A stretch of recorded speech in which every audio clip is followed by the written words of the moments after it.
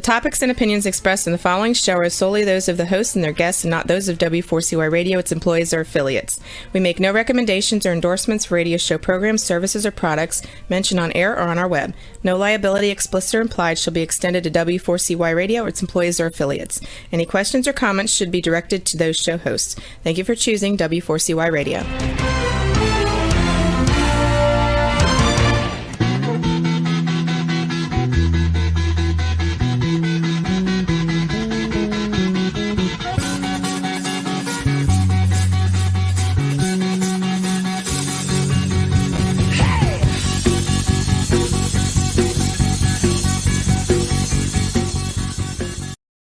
Welcome to the Camping Show. I'm CW Getz. And I'm Willow Munson. It is Wednesday, November 3rd, 2021, and we have a 46-degree sunny. It says sunny, but it's really partly sunny, and we were just talking about that for the show.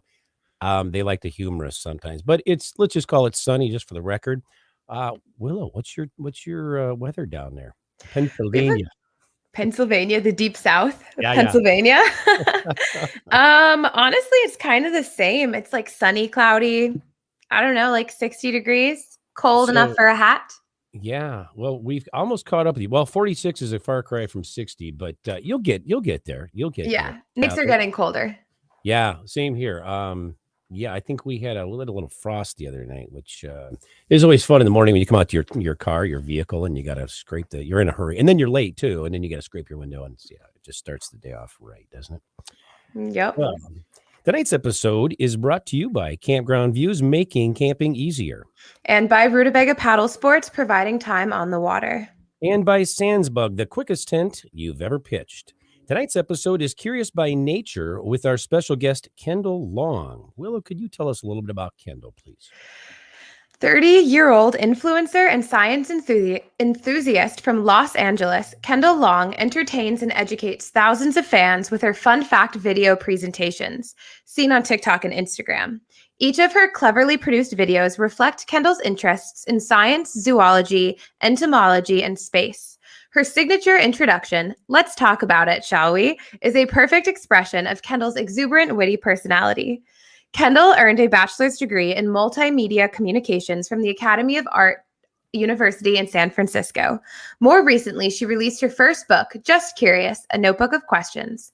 Aside from her many other notable accomplishments, Kendall is probably best known for starring on ABC's television season 22 of The Bachelor in Paradise.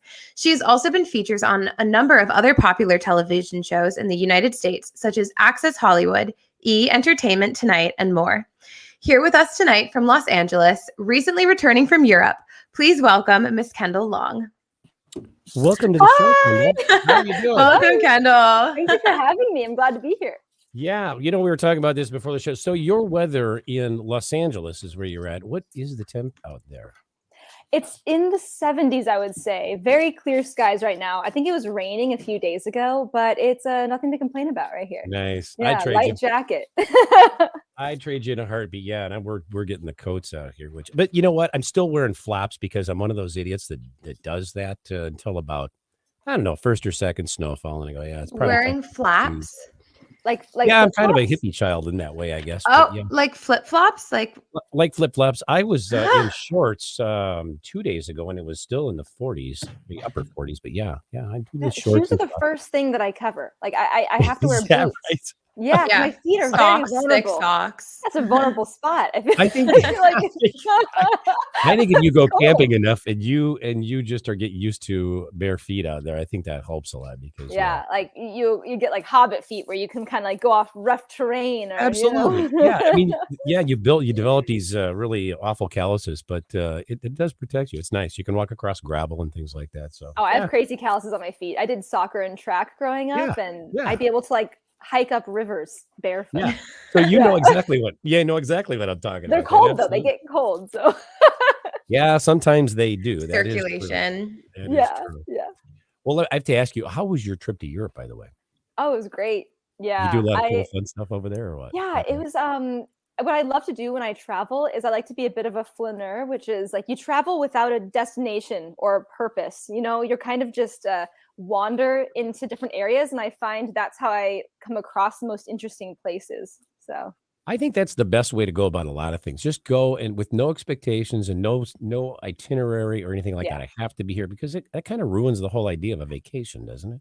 I Oh, mean, exactly. I think last minute I was asking people like, "What do you like doing here?" And I would just kind of walk up random corridors. I found in Italy, I found this really cool pizza spot with these hanging lemon trees and amazing oh, pizza. cool. Yeah, just really cool like bars where they would make amazing drinks. So yeah, that's kind of how I like to travel. I totally support that. I mean, I actually I think that's the best way to go. So yeah, kudos to you for that. Yeah. Yeah, it was fun. Where did you go in Europe? I went to London first. I met up with some friends there, and then I went to Paris in Italy. Okay. All Yeah. awesome destinations. Oh yes, yeah. So switching from Europe back to kind of more the forest nature aspect of things, what point in your life did you become fascinated by nature? I used to always do hikes when I was a kid with my family, and I would just have a natural curiosity for collecting things. Like I would see different skulls of squirrels or owl pellets, and I would just pick them up along the way and dissect them. I thought they were just really pretty. Like I think skulls are gorgeous.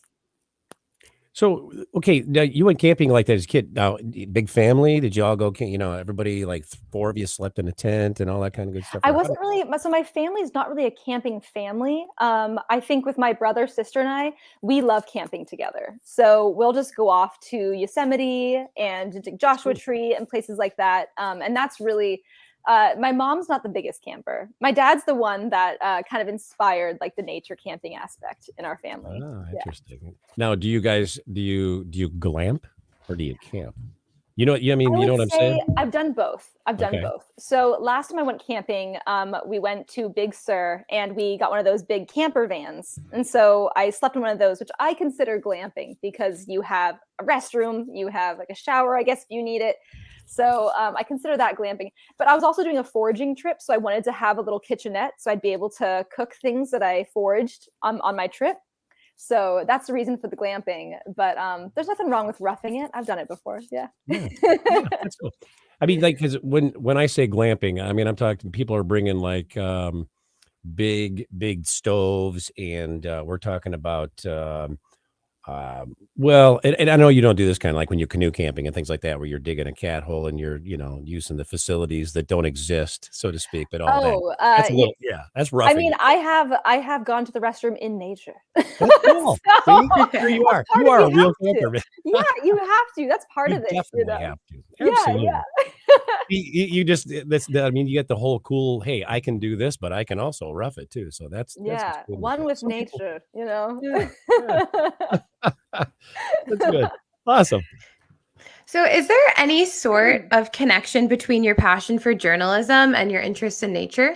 Oh, completely. I would say curiosity in general. I've always been somebody that I usually will think about something and have to know why it's that way or how it works. And when it comes to being a journalist, when I was working in journalism, it was the same way. You just ask questions. That's the whole job. So I just felt like it allowed me to exercise my curiosity like the same way that I exercised it when I study nature and stuff like that.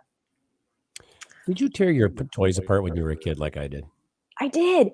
I did too. See? Yeah, I think it's just because I used to like to separate. It's gonna sound really bad. Like, No, if you just have, say it. Yeah. you know, like you get toys with like a little baby attached to it, Oh, or wow. I don't know. It's like, or you get like little. I used to like to detach the tiny little animals or the babies from like the toys. It sounds like I'm I like get Sid that. from Toy Story, but I'm really No, not. Like I was just like, totally I was get like, I that. like to attach. It was just, but yeah, of course. Like it's I just a think curious curiosity. people, the curious people tear stuff apart because they want to see how it was put together, how it works, or Yeah. all like yeah. I used I to just make remote wondered. controls.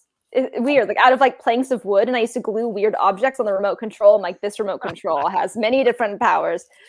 Weird things as a kid, our brains, Yeah. Well, That was and like last year, so no big deal.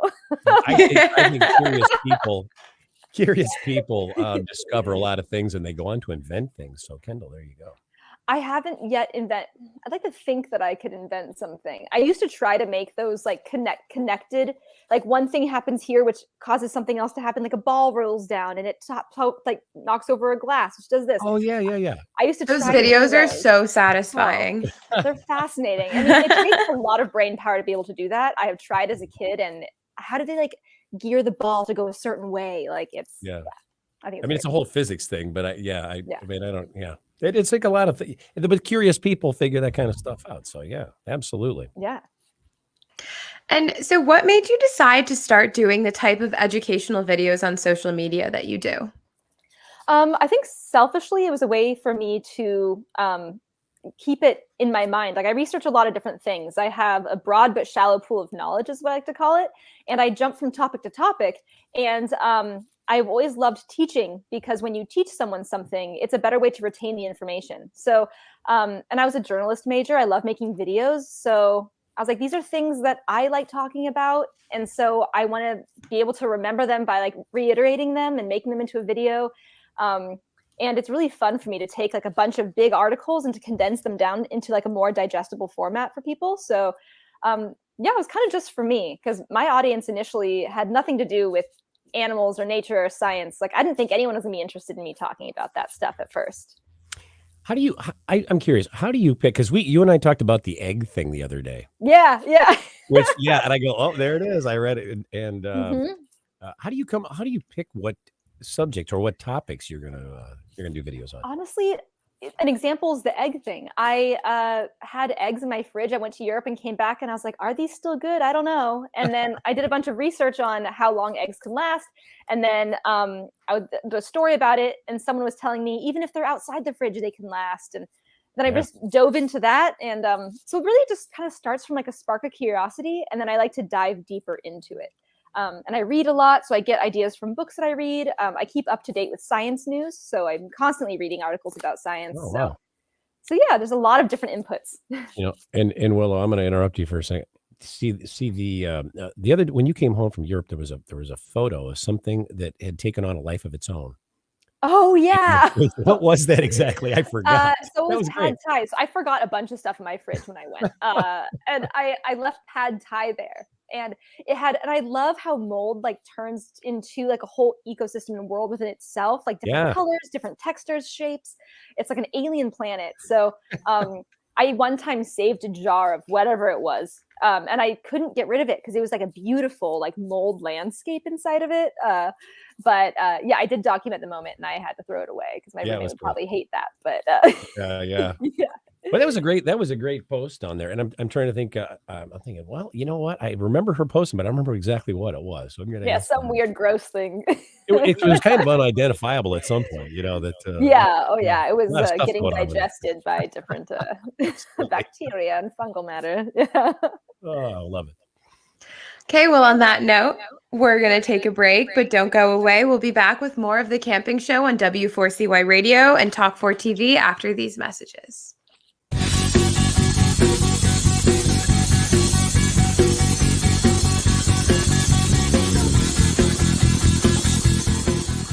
It's time to go camping. Introducing Campground Views virtual tours. You can tour the campground, see the sites, see if they are available, and click to book your perfect spot. Hit the open road and explore the amazing places found in nature. We make it easy to discover, find, and book your site so that you can go have the fun and freedom you seek. Campground Views virtual tours make it easy and simple for you to see where you are going. A few years ago, someone asked Rutabaga's owner, Darren Bush, "Hey, how long have you guys been selling boats?" Darren replied, "Well, we don't sell boats. We sell time on the water." Of course, that comes in all types. We help people paddle more safely with Rutabaga outdoor programs. We rent canoes, kayaks, and stand-up paddleboards. We sell and install racks to get you from home to adventure. Rutobaga's got everything you need to get you out on the water, like paddles, life jackets, dry bags, and clothing. Rutabaga Paddle Sports, on the web at rutabaga.com. Mention you saw this ad on The Camping Show. I love camping, but hate setting up and packing. Sound familiar? With the SansBug pop-up tent, you simply toss it in the air. Bug-free in 1 second. Cliff Jacobson, America's most published wilderness expert, has this to say. At well under $100, these tents are a bargain. They are not toys. With a well-designed tarp, they should withstand a long, heavy rain. I'm impressed by the full coverage fly. It stakes right into the ground. No short cap fly for the wind to get under. In all, I think you have an excellent product here, even though it's one designed for casual camping. Namely, the kind of camping most people and scouts do.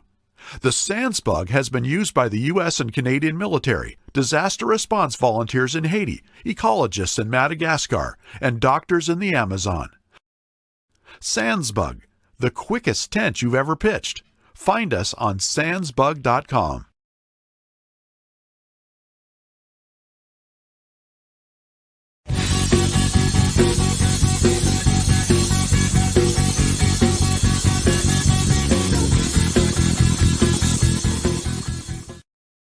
And we're back with our guest, Kendall Long, on the Camping Show.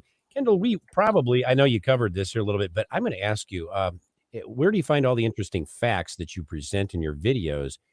And you answered that, but do you ever get conflicting information where you go, okay, here, let's take the eggs, for example. Yeah.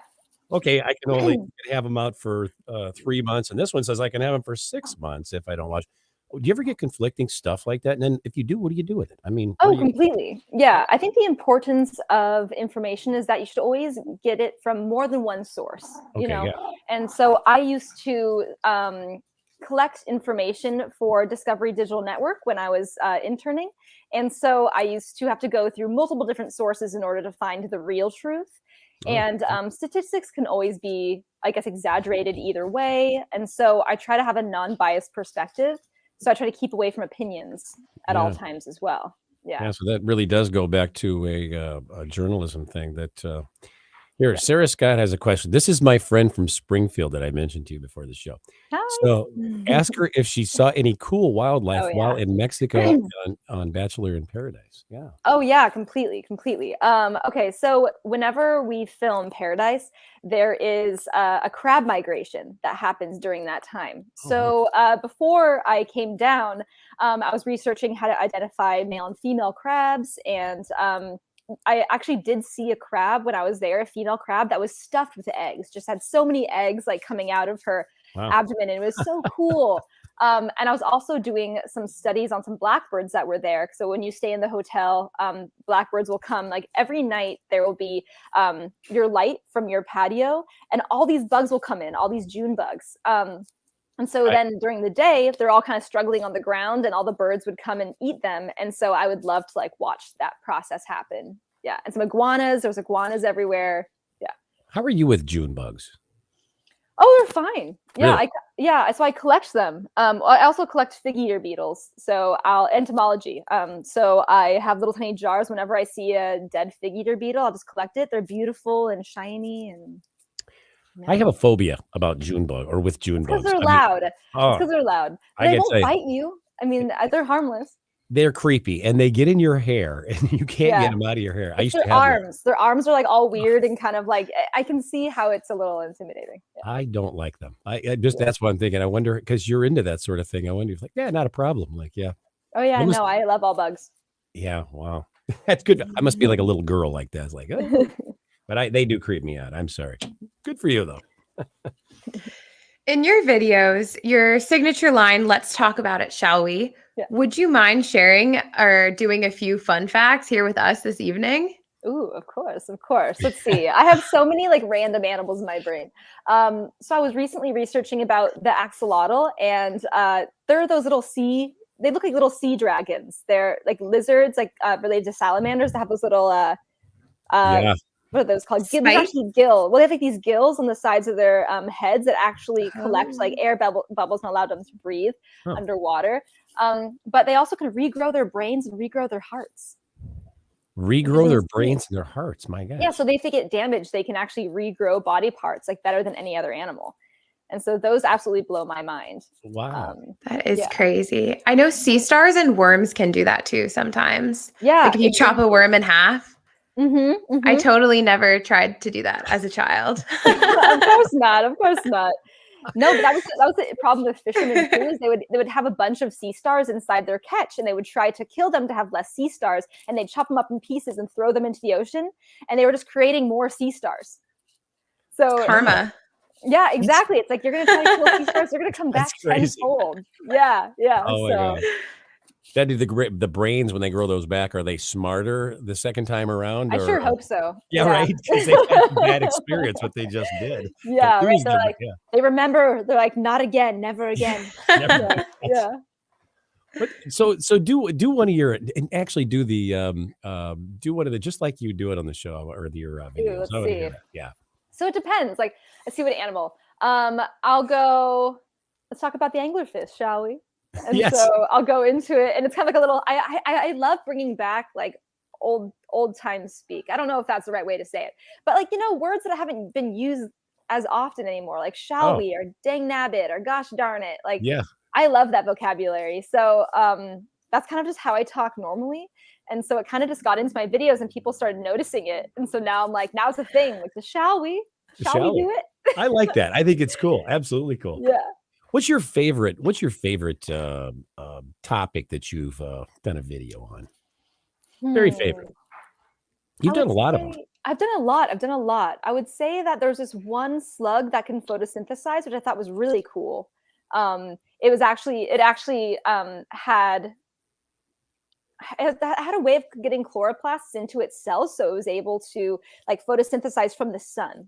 And that's just like not really heard of with animals in general. But they recently injected, I think they recently injected like what was it? Something inside of the hearts of tadpoles, and they were able to photosynthesize and like breathe that way. So Wow. it's just interesting how animals can. It just shows that they can like jump to evolve in certain ways, and to like we re-see the way the animals are based off of like how they can evolve. So yeah. Yeah, and oddly enough, we treat them as if they're nothing. So many times. Yeah. Isn't that weird? It is weird. Yeah, we think we're not animals, but we are. Oh, absolutely, absolutely. Yeah. And some of us more than others. Mhm. Yeah, I think I'm more of an animal than most people, probably. Oh my God. Well, all right. So here's the next question here, Kendall. Let's talk about your personal life, shall we? Oh, Shall yes. Yes, shall we? What do you do when you're not working or posting videos or any of that kind of stuff? I do a lot of reading. I love reading. I like exploring things. I try to escape and travel as much as possible, just because that inspires curiosity. I hang out with my twin sister a lot. We're best friends. So always hanging out with her. Wow. Hang out with my dog Pistachio, he's hanging out with me right here. I love Pistachio. He's cool. Yeah. Hello. That's such a cute name. He's complaining. He's like, no, mother. He's made it in a number of your videos as well. So yeah. Oh, yeah. He's a Well, rock so star as well. He's always on my lap. He always hangs out with me. So I love going to the park with him because he wears a little bow tie and everyone knows, like they know his name more than they know my name. They're like, Pistachio. So I'm like, yep, it's Pistachio. And he just like wreaks havoc at the park. So Now, did he make it to Europe with you? no, he didn't. But I feel like he was. didn't. Well, when I was in London, there were so many weenie dogs in London. Yeah, because you could have taken him, right? I mean, they have a I way probably to do could have. Yeah. Well, so when you have to take a dog to a different country, you have to quarantine them for a certain amount of days. Oh, wow. So it's just difficult to take them like to different countries, and because I didn't necessarily know where I was going to end up, I was Yeah. like, he loves my parents too, so he was with them. Why do they do that? For like disease control sort of thing or whatever? Yeah. Is Like, that so if what it's they're all eating about? certain things, or if they have certain things in their fur, or maybe different worms or parasites, they just don't want to spread it to different areas. Yeah, I've never taken a pet. I don't even have a pet right now, but I've never taken one anywhere. But I wondered if that's kind of the same. We had cattle when I was growing up, living on a farm, and the same thing. They would everything would have to be cleaned and separated and all that kind of good stuff for that very reason. Interesting. Yeah. Yeah. Exactly. Going to create unexpected biodiversity in areas. Yeah, right. You talked about your twin sister. So how many siblings do you have? So I have a twin sister and then I have a younger brother. Okay. All right. Yeah. So just us three. The So- three of you. Yeah. Mhm. And I'm trying to imagine this camping trip that you were doing. When you were, Oh yeah. You I can mean, come my back. brother is so cool. And he actually went foraging for mushrooms before. And so I was hoping to forage for mushrooms on our last trip. Oh, But wow. he's my whole family's into nature. My sister is really into just humanitarianism, and she just loves doing research on like how to have a less of an impact on the planet. And so Yeah. we're all kind of inspired in that way. Now, has mom kind of gotten a little bit more, into the outdoors since? I would say my mom would love glamping. Like she Oh, loves she's a glamper. glamping. Yeah, she would glamp. I don't. She's not the kind. She loves the beach. I don't think she's the kind of person to rough it in a tent. No. Yeah. Not Mamacita. I totally concur with her on the beach thing, though. I'm a beach person Yeah. too. I love that. Yeah, absolutely. Mhm. Oh, I love There- it. But the sand gets everywhere in the tent. Yeah, well, it does. It Yeah. does. You know, they make this thing called a sand blanket. You've heard of those?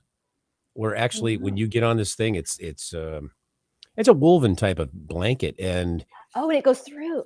it goes through it. I'm trying to think of the think I've brand name, seen and I that. can't come up with it. But yeah, those sand blankets. Because we used to when we canoe camp. Sometimes you're going to be on a sandbar, and yeah, sand does get everywhere. But those things help a lot. So Ooh. yeah, and they I'll use them on the snag one beach of too. those. Yeah.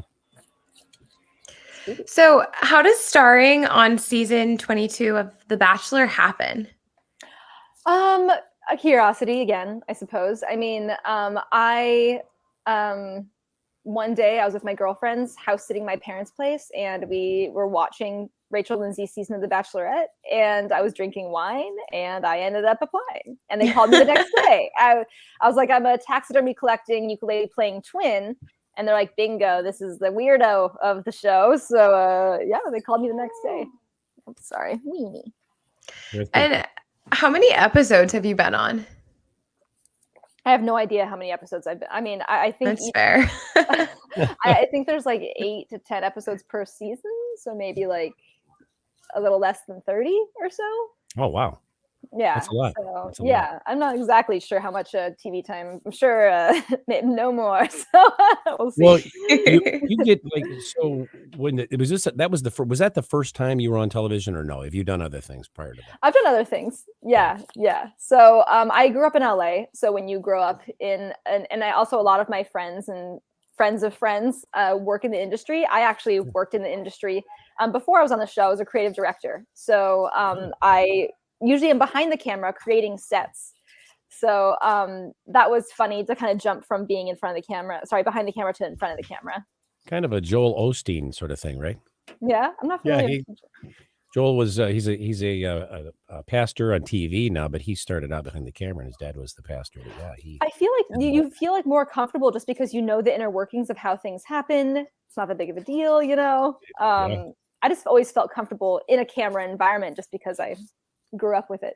So you weren't really nervous the first time you were on any camera. You were just like, "Bam, this is my environment." Well, the first episode of Bachelor, I was very nervous. Really? Why? Yeah. Why It was the first time I was really like in front of the camera being myself, and I was just like, I'm supposed to kiss this person. I don't know. It was just weird for me. It was just painfully awkward. And that's got to be strange, though. I mean, doing that on camera. I mean, that's kind of a It's odd. Yeah, the first time, and then you end up forgetting about it, and forgetting that they're there, and yeah. But kissing on camera is weird. It's a weird experience. Yeah. Very voyeuristic. Yeah, I can imagine it would be. Yeah.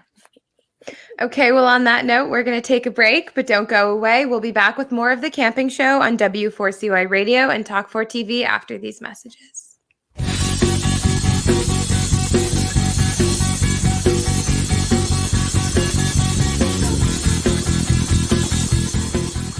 It's time to go camping. Introducing Campground Views virtual tours. You can tour the campground, see the sights, see if they are available, and click to book your perfect spot. Hit the open road and explore the amazing places found in nature. We make it easy to discover, find, and book your site so that you can go have the fun and freedom you seek. Campground Views virtual tours make it easy and simple for you to see where you are going. A few years ago, someone asked Rutabaga's owner, Darren Bush, "Hey, how long have you guys been selling boats?"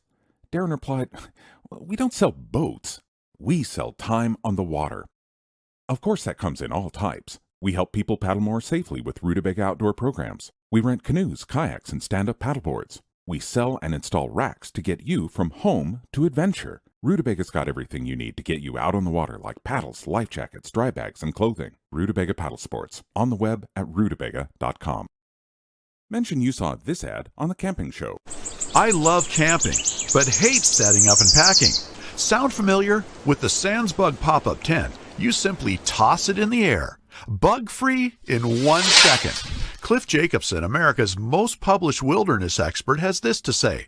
At well under $100, these tents are a bargain. They are not toys. With a well-designed tarp, they should withstand a long, heavy rain. I'm impressed by the full coverage fly.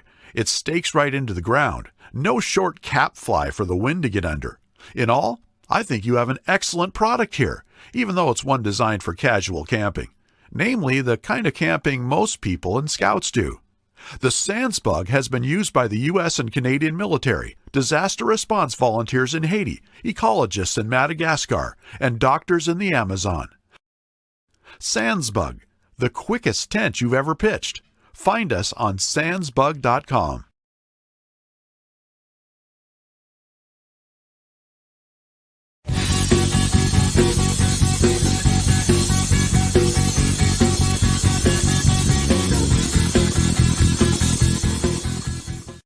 And we're back with our guest, Kendall Long, on the Camping Show. Kendall, I understand that on the show, you were referred to as the taxidermy girl. So I was indeed. What was that all about?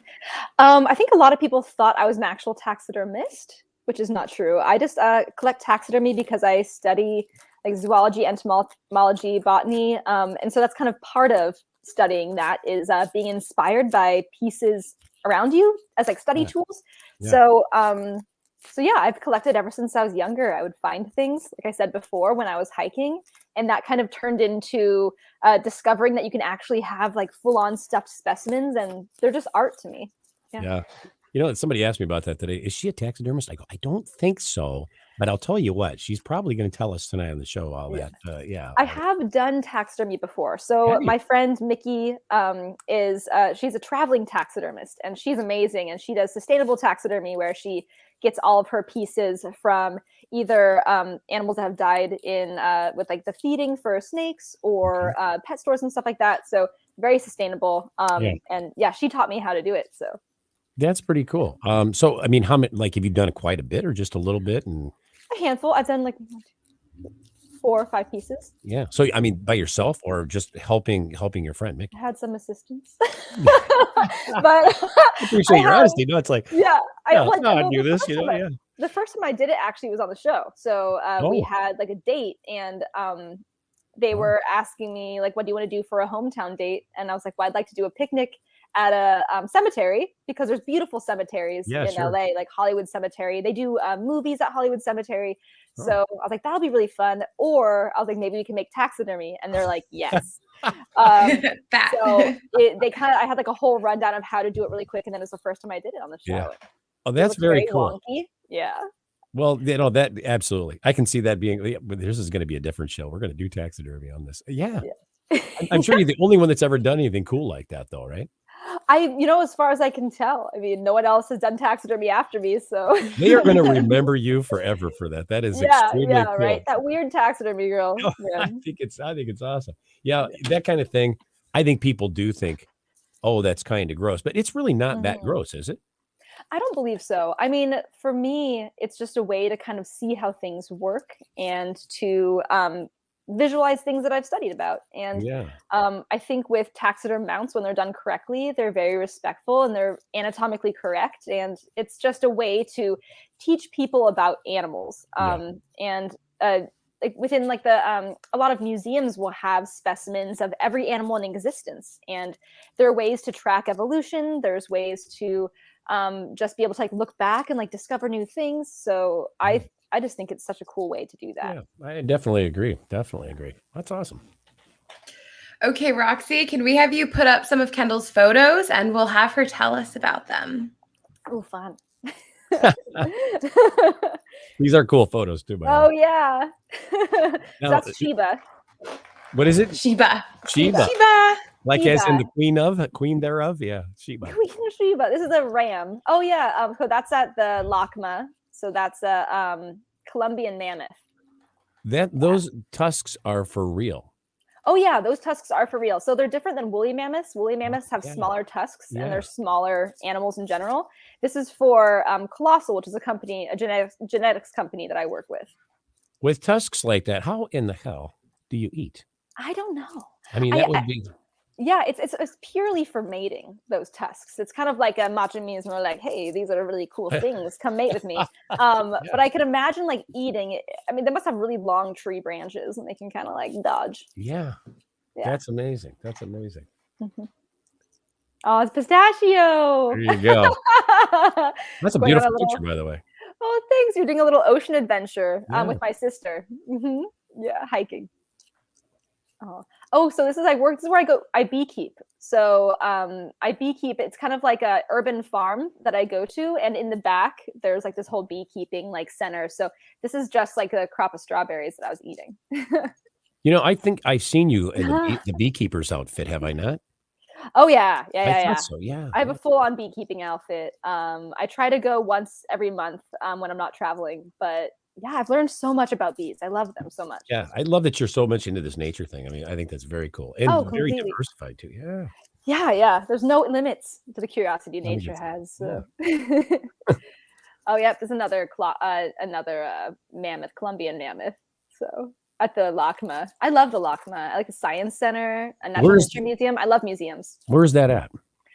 So this is La Brea Tar Pits. Oh, okay. Okay. gotcha. Mhm. So La Brea Tar Pit Museum. Yeah. This is Ping. So Ping is one of my first pieces of taxidermy that I got, and I travel with him. So when I was on Bachelor, I traveled with him everywhere. He was in my bag, and Pistachio was trying to eat him here, I suppose. Oh, that would be bad if you got a hold of him. Yeah. Oh, this is when I was foraging for seaweed. So in Big Sur, and I actually made seaweed patties out of them, which was so good. And I made like a seaweed salad out of them. You can make so much stuff with seaweed. How did you do the patties? Yeah. So I mixed seaweed and then oats, and it was vegan. So I kind of just blended it together and put a bunch of spices inside of it and cooked them like with coconut oil, and it was so good. Did it have like almost like an oceany, like fishy taste, or not really? Not really. I was Okay. surprised. So you have to boil seaweed for a couple hours just to break down all the cells. It's a very tough plant. So I was worried at first. I was worried. I was like thinking it was going to taste really bad. And I was like, no, I'm dedicated. I foraged for this. I must eat this. I'm seed. gonna do it. Yeah, I'm going to do it. And so I put garlic, salt, and it was so good. They were so much better than I thought. I did like rough steel cut oats. And yeah, I really liked it. I saw that. I saw that video, and you looked at it, you said, "This looks horrible, but I bet it's going to taste great." And you Yeah. Yeah, exactly. And it's cool because when you put seaweed in hot water, it changes color. So because the cell walls like explode and they have all this beautiful green colors. So Wow. Seaweed foraging at its finest. That's my brother. So my brother's to the left, Colton, and one of my best friends, Claire, to the right, and we're foraging for seaweed. This is our Big Sur trip. Oh, that's cool. Fun. Oh, this is there's this outdoor library, which is really cool. And I just love, it was like a secondhand outdoor library. And it was just so cool to explore that. So if you go inside the doorway behind me, there's like this huge courtyard that opens up with like all these books. And I got this really cool book on like marine evolution there. What happens when it rains? I sure hope they have a bunch of umbrellas or something. What They have to have like tarps. Yeah, they have to be ready with tarps because they're not immune. They're not immune to water. yeah. I'm sure. I've never heard of that. I've never heard of that. They were indeed made of paper. Yeah. Yeah. Oh yeah. So I was just writing down notes about my foraging trip. This was sorrels. So I got redwood sorrels, and we made like a little tartine with it. And so I was kind of writing down all this stuff. This is a book. Thank goodness I had this foraging book with me, or else it might have been difficult to find stuff because there's no cell service. I don't know why my phone's there. There's no use for it. So. Wow. Yeah.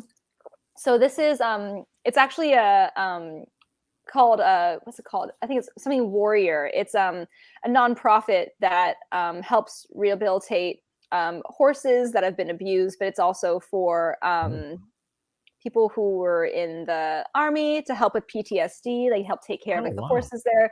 So I think it's darn, I really want to think of the name of that nonprofit, but it was so cool because like we go there and we take care of the horses, and you can go like exercise them along the trails they have there. That's very cool. That's very cool. Yeah, I didn't know such a thing existed. Here we go. So this is another nonprofit what's it called? Darn it, Farms. What's that nonprofit called? It's the one with the cows. This is Gentle Barn. Sorry. Gentle They Barn. have these nonprofits, Gentle Barn. So they're really great. So we go out there and you can and all the animals have a human companion with them. So each one has a little partner and you can hug them. You can hug cows. You can hug turkeys. The goats are great. Like I love the goats at Gentle Barn. So yeah, I love going there too. That looks right out of my backyard. Yeah. Oh, yeah? picture. Absolutely. Really? That's Do you have cows? absolute- I love cows. yeah. They're just noses are just like my favorite. Yeah, I don't. Yeah. We don't have them anymore. But our neighbor rents pasture from us and keeps his cattle down there. But yeah, we have cows all the time here. Yeah, Really? horses. Oh, Yeah, absolutely. yeah. I love farm animals. I envision myself having a self-sustaining farm in the future. Yeah, you know what? I can't imagine living in the city, quite honestly. Although I love the beach, but yeah, I just become so accustomed to this. And yeah, like yourself, you're like, yeah. I mean, it's a Yeah, I'm cool in thing. West Hollywood right now, and I aspire to have like a ranch by like a river and ocean. Like that's like my ideal Yeah. habitat. Yeah. Yeah. My father has a ranch out in Mojave, so I know what you mean. I know. what you mean. It's beautiful. Yeah. Yeah. This is one of my best friends, Claire. We're foraging for sorrels here as Oh. well. Such a fun trip. I love foraging. And I also urban forage too. Oh, yes, I'm just looking at my book. Hanging out in nature. Now, where is this nature at? I mean, we're in This California. is Big Sur. Yeah, so this Oh, is this is Northern Big- California, Big Sur. And it's just absolutely beautiful there. And there's just a lot to forage. After it rains, you can get a bunch of mushrooms there. I mean, you always want to be careful when you forage for mushrooms. But foraging is something that I'm kind of starting to really get into. I urban forage home, like when I'm around here, and I'll go on runs. And I use this app called fallingfruit.org. And it's just I just kind of find out, and they have like different places where you can find either figs or you can find rosemary or avocados or lemons, and so I'll just like go on runs and like collect things. And Yeah, that's awesome. Yeah. That's awesome. Get more pictures? Yeah, we do. oh, this is Lucy Goosey. I have names for all my taxidermy. So I found her at a flea market. Yeah, and I just was called to her. She's beautiful, and so she was cool. only $40. $40. Oh, I wow. haggled the guy down. I'm a big taxidermy haggler. I get all my Haggler. taxidermy secondhand. So yeah. Oh, He's that's like awesome. 100. I'm like 20. And he's like 40. I'm like, deal. It sounds like Green Acres. Acres, like an episode of Green Acres I've seen before. I love in my Green head. Acres. I do too, right? Green Acres. Oh, yeah. Yeah. Oh, that's one of my favorites. hmm So We got some more photos, Roxy, or we I think we're done. is that it? Okay. Yeah. Well, you're working with a genetics company called Colossal. Yeah. Yeah. What type of projects are you involved with them? So currently they launched and we're talking about rebirthing the woolly mammoth, which is insane. So they have an amazing team. George Church, which is a leading geneticist, Ben Lamb, who works with a lot of like science projects as well. So it's just so cool. I've been like really nerding out on all the science with CRISPR technology and how they're taking the DNA from an Asian elephant and using CRISPR technology to put in certain traits for like woolly mammoth DNA, which is just mind blowing. And they're like pretty far along with doing it. And it's my dream in my lifetime to see the rebirth of a woolly mammoth. We'll see. Fingers crossed. That's But, cool. That's yeah. cool. So cool. And so your first book, which was recently published, is titled Just Curious, a Notebook of Questions. So Yeah. without giving too much away, can you tell us a little bit about the book? Yeah, so the idea kind of came to me during COVID because people were so separate and it was hard to find ways to connect with people. And I collect everything. So I collected questions when I was younger, and I've had this notebook just full of questions. I brought it on the show and I asked a few of them to The Bachelor at the time. And fans were like, you have to publish this book. We want to have a notebook of questions. And so it's just a way to facilitate more of an in-depth conversation between people. And I just bring it out with friends and ask questions, and there's room for people to write down their answers. So it's like a collection of your connection with people. So yeah, it's like a passion project. I just loved it. That's a great idea. So Right. cool. Kendall, where do you see yourself in 5 years? 5 years. On That's a ranch, on a self-sustaining ranch. There you go. With an but ocean and a with an river. ocean view. I really got some want to cows? get more into.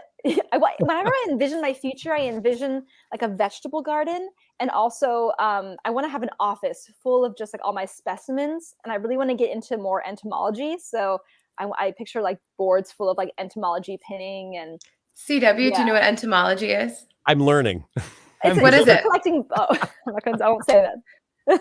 Yeah, I She want to hear a puts me on the guess. spot. She puts me on the spot. I'm gonna safely say not exactly. So tell me in so many words. Give me a definite. Give me a Merriam. It's just the study of bugs. Yeah.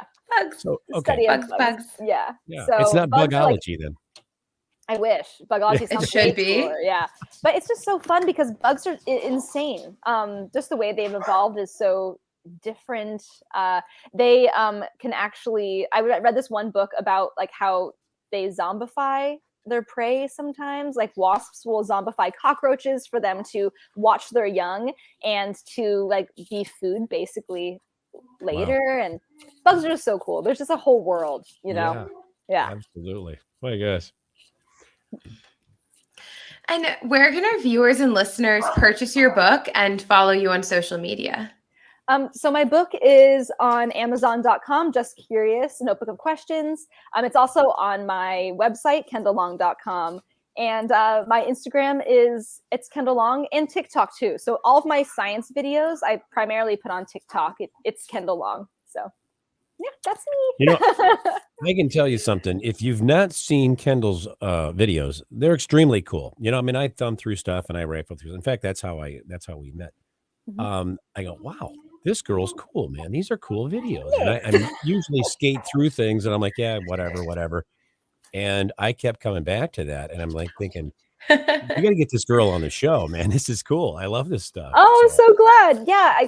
One time someone recognized me as, you're that science girl. And I like almost freaked out. I was like, I'm so glad. Because Bachelor is one thing, but my real passion is just like nature and everything. So I just love that. That's something that I'm really growing right now. Yeah. Well, Sarah has. Oh, Yeah, sorry. okay. One Okay. last question for you before we end the show. But did you ever get a degree in any of these interests that you have?